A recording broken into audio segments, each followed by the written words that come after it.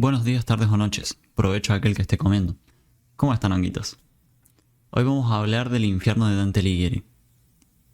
Pero primero me voy a ir a hacer un mate, así puedo proseguir.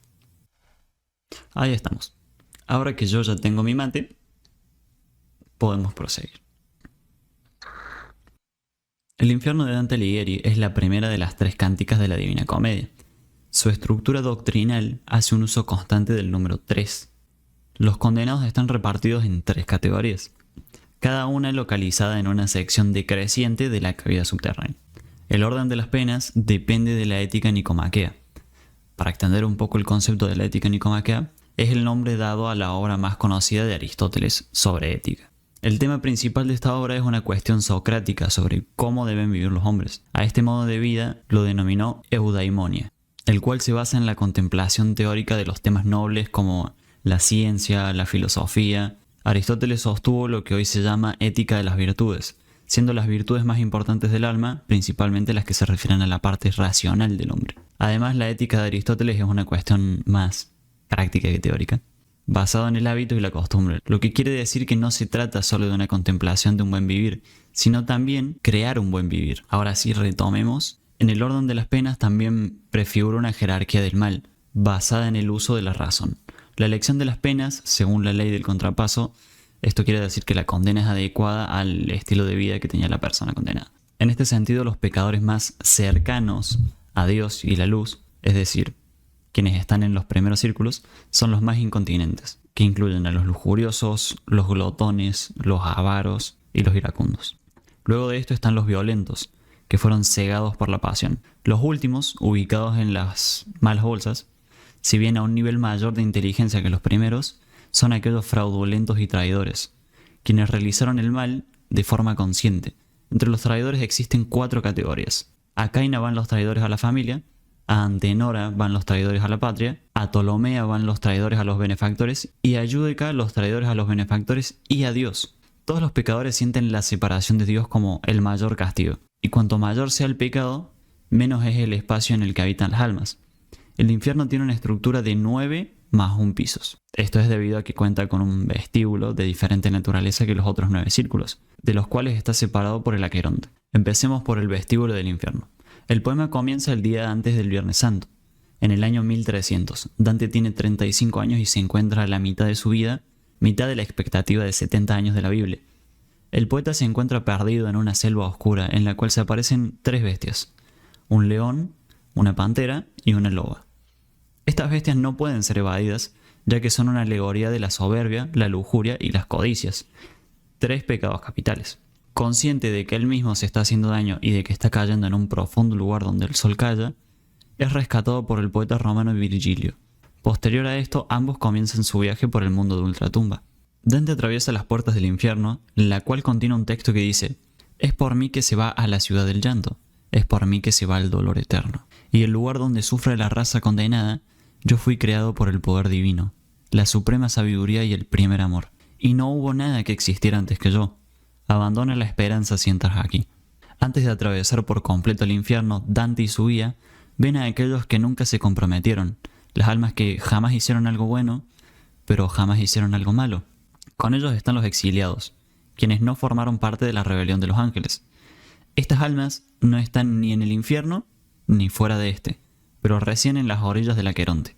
Su castigo es el de perseguir eternamente una bandera en blanco mientras son atacados por abejas y avispas. Estas los pican continuamente mientras que gusanos y otros insectos succionan su sangre y lágrimas. Este castigo se debe a que en vida no fueron capaces de abanderar ninguna causa, entonces ahora deben correr detrás de un estandarte vacío, y no por motivación propia, sino para evitar las picaduras de las abejas. Luego de flanquear el vestíbulo, Dante y Virgilio llegan a la barca que les permite cruzar el Aqueronte y llegar al propiamente dicho infierno. Quien conduce la embarcación es Quironte, quien es el encargado de guiar a las sombras errantes de los difuntos. Quironte, al saber que Dante procede del mundo de los vivos, se niega a dejarlo pasar. Sin embargo, Virgilio lo obliga mencionando: «Así dispuso allí donde se tiene autoridad», indicando que el viaje de Dante es deseado por Dios. El poeta pierde el conocimiento y en su poema no se describe el cruce del río. A continuación, Virgilio guía a Dante por los 9 círculos del infierno, representando la progresión de la gravedad del pecado y el castigo, y culmina en el centro de la tierra, donde Satán es prisionero. Primer círculo. El limbo. En el limbo se encuentran los no bautizados y los paganos virtuosos, quienes, pese a no ser pecadores, no conocieron a Cristo. Estos pecadores no son efectivamente atormentados, pero aún así están condenados, ya que están separados de Dios, sin esperanza de reconciliarse con Él. El limbo es un lugar neutral, ni bueno ni malo, donde esta gente estará eternamente siempre deseando a Dios, pero sin poder tenerlo nunca. El limbo incluye prados verdes, un castillo y el lugar donde están los hombres más sabios de la antigüedad, incluyendo al mismo Virgilio, así como los filósofos islámicos. En este castillo Dante conoce a los poetas Homero, Horacio, Ovidio y Lucano, a la reina Pentesilea amazona, al matemático Euclides, a los filósofos Sócrates, Platón y Aristóteles, incluso al general Julio César. Dante da a entender que todos los no cristianos virtuosos se encuentran en este lugar. Luego de este círculo, todos los condenados por pecados activos, es decir, que deliberadamente han pecado dañando a alguien, son juzgados por Minos, quien sentencia cada alma y le asigna su lugar, enrollando su cola sobre sí mismo como tantas vueltas como círculos deberá descender el condenado. Segundo círculo, lujuria. En el segundo círculo se encuentran aquellos que han pecado de lujuria. Dante condena a estos como malefactores carnales, por dejar que sus apetitos sobrepasaran su razón. Ellos son los primeros en ser verdaderamente castigados en el infierno. Están condenados a ser impelidos por un fuerte viento que los embiste contra el suelo y las paredes. Los agita y los hace chocar entre ellos sin descanso, de la misma forma en la cual se dejaron llevar por los vientos de la pasión. En este círculo Dante encuentra a Semiramis, Dido, Cleopatra, Helena, Aquiles, París Tristán y muchos otros que no controlaron su amor sensual en vida. En este círculo Dante entabla una conversación con Francesca Rimini, quien le cuenta que ella y su cuñado Paolo cometieron adulterio, y después murieron de una manera muy violenta en nombre del amor. Murió a las manos de su esposo Gianciotto Malatetas. Sin embargo, ella cree que su esposo será castigado por fratricidio en Caina, el noveno círculo. Ante este relato Dante entristece, ya que para él el amor es una fuerza muy pura y no comprende cómo puede ser algo tan maligno y trágico a la vez. Tercer círculo, gula. En este círculo están los condenados por el pecado de la gula, con la pena de ser batidos por una fortísima lluvia fría mezclada con grueso granizo, y ensordecidos por los terribles ladridos de Cerbero, que además los desgarra con uñas y dientes. Entre los torturados se encuentra Chiaco, a quien Dante le hace 3 preguntas. La primera pregunta de Dante es: dime si lo sabes, ¿en qué han de parar los ciudadanos de la ciudad dividida? A lo que Chiaco responde: vendrán a verter sangre, y la parte de la selva expulsará a la otra con gran ofensa. Luego conviene a seguir que ésta caiga a los 3 soles, y que la otra suba con la fuerza del que por ahora calla. Alta tendrá largo tiempo la frente, teniendo a la otra bajo imperio grave, por lo que ésta llora y por lo que se afrenta. La segunda y tercera pregunta de Dante fueron: si hay alguno en la ciudad que sea justo, y dime la razón que de tan gran discordia está invadida. A lo que Chiaco responde: justos hay 2, mas no los escucha nadie. Soberbia, envidia y avaricia son 3 centellas que guardan los corazones ardiendo. Luego de estas palabras, Chiaco se calla y Dante le hace otro pedido. ¿Cuál es la suerte de un grupo de florentinos ilustres de la generación pasada, que a bien hacer se ingeniaron? Nuevamente Chiaco responde: ellos están entre las almas más negras y se encuentran en los círculos inferiores del infierno. Aquí Dante pasa por otra etapa de conversión, luego de haber visto que los efectos de la poesía amorosa a los cuales había adherido en su juventud pueden llevar a la condenación. Ahora el poeta descubre que también el valor político en la vida no garantiza una salvación divina. Antes de proceder al siguiente círculo, vamos a analizar las respuestas de Chiaco. Vendrán a verter sangre. Refiere a las luchas entre guelfos blancos y negros en Florencia. Y la parte de la selva, el lugar del que los Garchi provenían, expulsará a la otra con gran ofensa. Esto refiere a que después del descubrimiento de la llamada conjura de Santa Trinita, fueron expulsados de la ciudad. Luego conviene que esta, la parte salvaje, caiga a los 3 soles, 3 años, y que la otra suba con la fuerza del que por ahora calla. En el 1302, los negros tuvieron la revancha gracias a la intervención de Carlos de Valois, enviado por Bonifacio VIII, el Papa. El Papa es el que ahora calla. Que en el 1300 todavía no se decidía a qué lado apoyar. Segunda respuesta: hay 2 personas justas y nadie las escucha. No está claro si Chiaco se refiere a literalmente 2 personas o si es una manera de decir muy pocas. Se nota un eco de pasaje de Tresor y Génesis, donde Abraham busca salvar una ciudad, hace un pacto con Dios, en el cual debe encontrar a 50 hombres justos para salvarla. Cuarto círculo, avaricia y prodigalidad. En este se encuentran aquellos cuya actitud hacia los bienes materiales se desvió de la media inadecuada. Son castigados los avaros que acumularon posesiones y los pródigos que las derrocharon. Ambos grupos empujan grandes pesos de oro a lo largo del círculo, pero cada uno en una dirección opuesta. Se encuentran chocando, se injurian, unos reprochan: ¿por qué acaparas? A lo que los otros responden: ¿por qué derrochas? A continuación, cada grupo vuelve a recorrer el círculo hasta chocar nuevamente. En este círculo, Virgilio conduce el discurso sobre la naturaleza de la fortuna, que resucita a las naciones a la grandeza y luego las sume en la pobreza.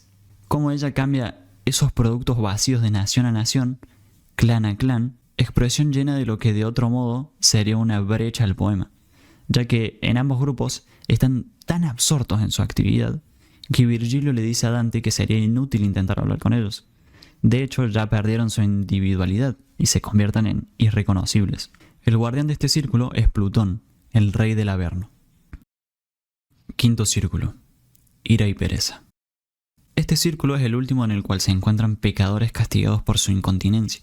Los iracundos están encenagados en la espantosa y pantanosa laguna Estigia. Rabiosas, sus almas se golpean entre ellas y se despedazan a mordiscos mientras se ahogan en sus infectas aguas. Bajo el agua y hundidos en el lodo están las almas de los asidiosos. El custodio y también barquero sobre la Estigia es Fleias, alegoría de la ira. Su figura es tomada de la mitología, siendo el rey de los Lápitas, que incendió el templo de Delfos para vengarse de Apolo, que había seducido a su hija, como narran Virgilio y Astacio. De mala gana, Fleias transporta en su barco a Dante y a Virgilio a través de la laguna Estigia.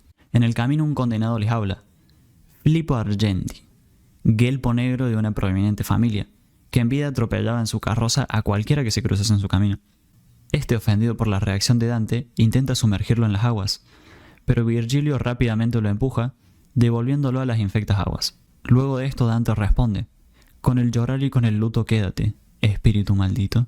Esto muestra el hecho de que las almas en el infierno están eternamente fijadas en el estado que eligieron, pero también refleja que Dante se contagia del pecado de la ira. Las partes más bajas del infierno se encuentran en los confines de la ciudad de Dait, que a su vez está rodeada por la laguna. Los castigados dentro de Dait son pecadores activos. Sus muros están custodiados por ángeles caídos. Virgilio no logra convencerlos de que los dejen pasar, y las erinias con Medusa amenazan a Dante. Un ángel enviado del cielo los deja entrar, abriendo la puerta al ser tocado por una vara. Esto revela el hecho de que el poema está comenzando a tratar pecados que la filosofía y el humanismo no pueden comprender del todo. Sexto círculo, herejía. En el sexto círculo se castigan a los herejes, aquellos que negaron la inmortalidad del alma. Los custodios de este círculo son una multitud de diablos y las erinias. Estas son tres: Megera, Alecto y Tisifone, las diosas de la venganza y personificación del remordimiento por un delito cumplido que perseguía al criminal.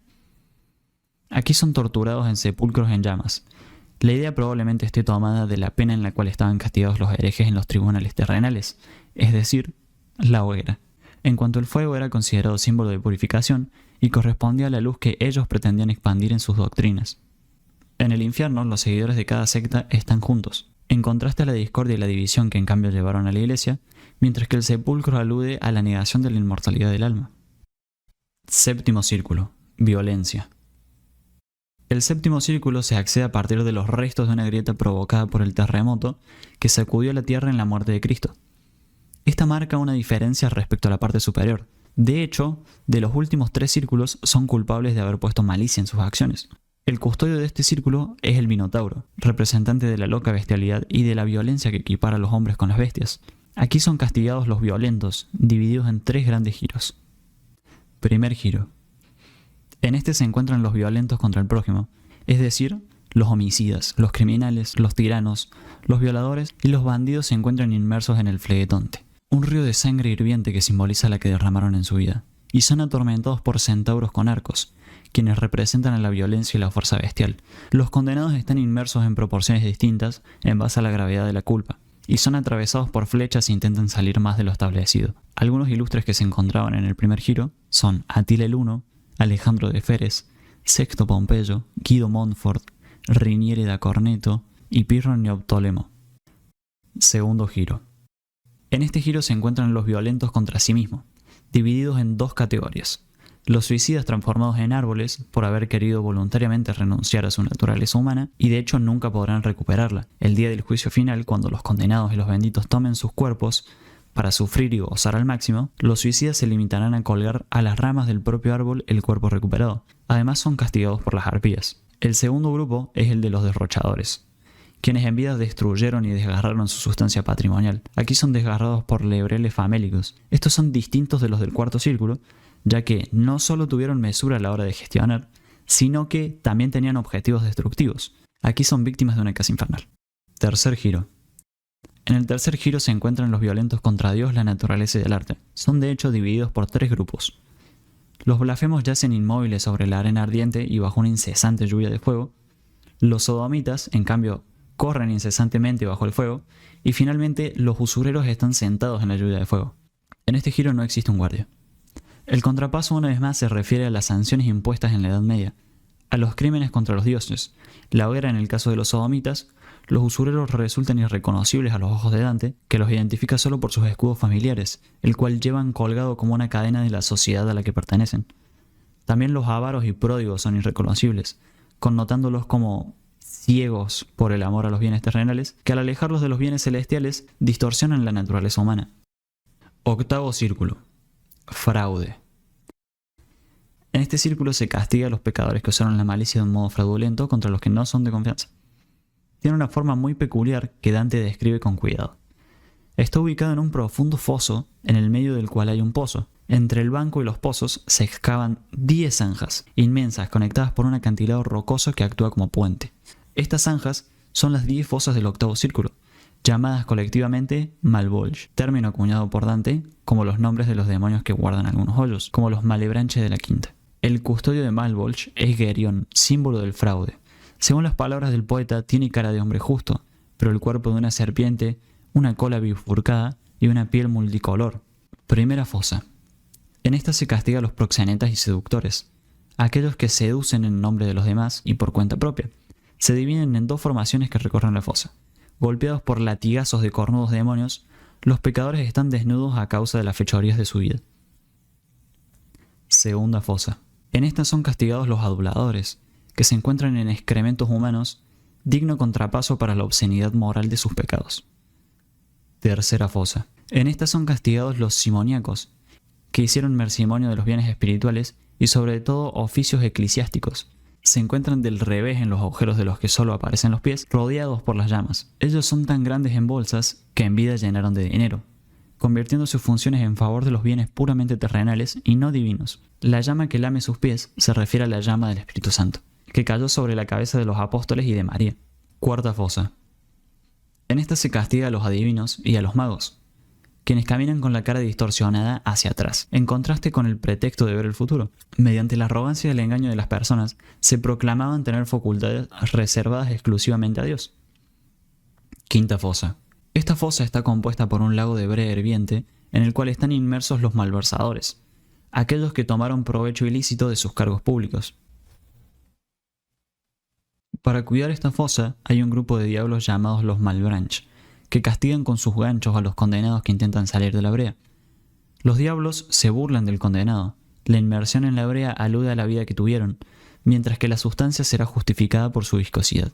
Esto hace referencia al modo en el que engañaron a la gente en su vida. Sexta fosa. En esta son castigados los hipócritas, que están vestidos con pesadas capas de plomo doradas, con evidente alusión al contraste entre la aparición de oro, agradable, que los hipócritas muestran al mundo exterior, y su interior falso, agobiado por los malos pensamientos. Aquí hay una subcategoría representada por los miembros del Sanedrín, que condenaron a Cristo causando la ruina de los judíos. Estos están crucificados en la tierra, en medio del camino, de modo que los hipócritas los pisan. Séptima fosa. En esta se encuentran los ladrones, colocados entre las serpientes, con sus manos atadas por serpientes y también transformados en serpientes. Estos animales son el símbolo por excelencia del demonio y del engaño. En este caso, el animal justifica la naturaleza insidiosa de los ladrones, cuyas manos están atadas porque cometieron este delito. El guardián de este pozo es Caco, quien fue un ladrón y asesino. Dante lo describe como un centauro y señala que no se encuentra con los demás en el séptimo círculo debido a que, además de violento, era ladrón. Octava fosa. En esta se castiga a los consejeros fraudulentos, que andan encerrados en llamas. La lengua de fuego es la imagen de la lengua con la que pecaron, dando consejos engañosos y de hecho también tienen dificultades para hablar. Novena fosa. En esta se castiga a los sembradores de la discordia y la maldad, que pueden ser sembradores de la discordia religiosa, que es responsable de los cismas, política, que es responsable de las guerras civiles, o más generalmente para los hombres y las familias. Ellos están mutilados por un demonio espadachín que vuelve a abrir sus heridas tan pronto como se cierran, enfatizando con la separación de sus órganos las perennes divisiones que causaron en la humanidad. Décima fosa. Esta es la última zanja del octavo círculo. Aquí se castiga a los falsificadores, aquellos que falsificaron metales, personas, dinero o palabras. Están sufriendo enfermedades horribles que les deforman. Los falsificadores de metal tienen lepra, los de personas tienen rabia, los de moneda tienen hidropesia, acompañada de una sed incesante, y los de palabra tienen fiebre. Estas enfermedades los desfiguran, así como ellos desfiguraron la realidad. Noveno círculo. Traición. En este se castiga a los culpables de malicia y fraude, pero esta vez contra quienes se fieran. Este círculo está materialmente separado del precedente por un inmenso pozo, y en la estructura misma del poema está resaltado por la inserción de un canto pasaje. Pero igualmente muy importante, en este pozo están castigados los gigantes, que están fuera de la estructura ternaria del infierno, de la misma forma que son extraños a la naturaleza humana, más allá de que se parezcan. Ellos son al mismo tiempo condenados y custodios del último círculo, que de esa forma, encuadrado por titánicas figuras de rebeldes contra la divinidad, los titanes justamente que se rebelaron a Júpiter y Lucifer, que a pesar de ser el más bello y potente de los ángeles, se rebeló contra su creador. Ahora, por haber querido elevarse usurpando un poder que no es de ellos, todas estas figuras están inmovilizadas en lo más profundo del infierno. Aquí en particular encontramos a gigantes encadenados a las paredes del pozo, desde el ombligo hacia abajo. Solo Anteo está en parte libre, ya que no participó en la guerra de hermanos contra Júpiter. Este círculo está constituido por un inmenso lago de hielo llamado Cósito, formado así gracias a las alas de Lucifer. Están aquí castigados los traidores de quienes se fieran, simbolizado por la frialdad del hielo y el clima traicionero en el cual actuaron en vida. Estos condenados están bien representados con el clima que Dante recrea. Clima de silencios y de tácitos, que no dice casi nunca abiertamente el pecado por el cual están castigados, y que cuando se alarga en un discurso más amplio, parece querer esconder los detalles importantes. Además, el Cósito está dividido en 4 zonas. Sin embargo, en contraste con la gran variedad de culpas y penas en Malvolge y en general en los círculos precedentes, es sustancialmente uniforme. Casi igual es la pena como igual fue la culpa. Primera zona. Esta zona es la Caina, llamada así por Caín, quien mató a su hermano Abel. Aquí están los traidores o los allegados, sumergidos en hielo hasta la cabeza, con la cara hacia abajo. Segunda zona. Esta zona es llamada Antenora, que debe su nombre al troyano Antenor que traicionó a su ciudad. Aquí están los traidores al partido, sumergidos con la cara hacia arriba o con hielo que cubre la mitad de la cabeza. Tercera zona. Esta zona se llama Ptolomea. Lleva su nombre en honor al rey egipcio Ptolomeo, que traicionó al huésped Secto Pompeyo. Aquí están los traidores a los huéspedes, sumergidos en el hielo con la cabeza echada hacia atrás para que se les congelen las lágrimas en los ojos, evitando así dar rienda suelta a la pena de lágrimas. Cuarta zona. La cuarta zona es llamada Judeca, en honor a Judas que traicionó a Jesús, benefactor de la humanidad. Aquí están los traidores a los benefactores, plenamente inmersos en el hielo, pero en diferentes posiciones.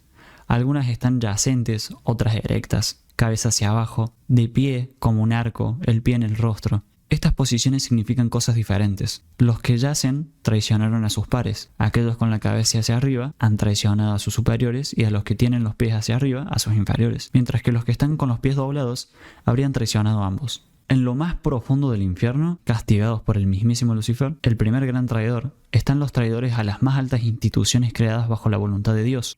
Ellos son 3, y por lo tanto son 3 las bocas de Lucifer en el que son masticados. Lucifer, el principio de todo mal, tiene en la boca central a Judas Iscarionte, el traidor de Cristo, que desciende de él la autoridad espiritual, desgarrando su cuerpo con los dientes. En las bocas laterales, con la cabeza hacia afuera, están Marco Junio Bruto y Cayo Casio Longino, que conspiraron contra César y por lo tanto traidores del imperio. Las 2 máximas potestades fueron ambas preordenadas por Dios como guías a la humanidad para conseguir respectivamente la felicidad ultramundana y aquello terrenal.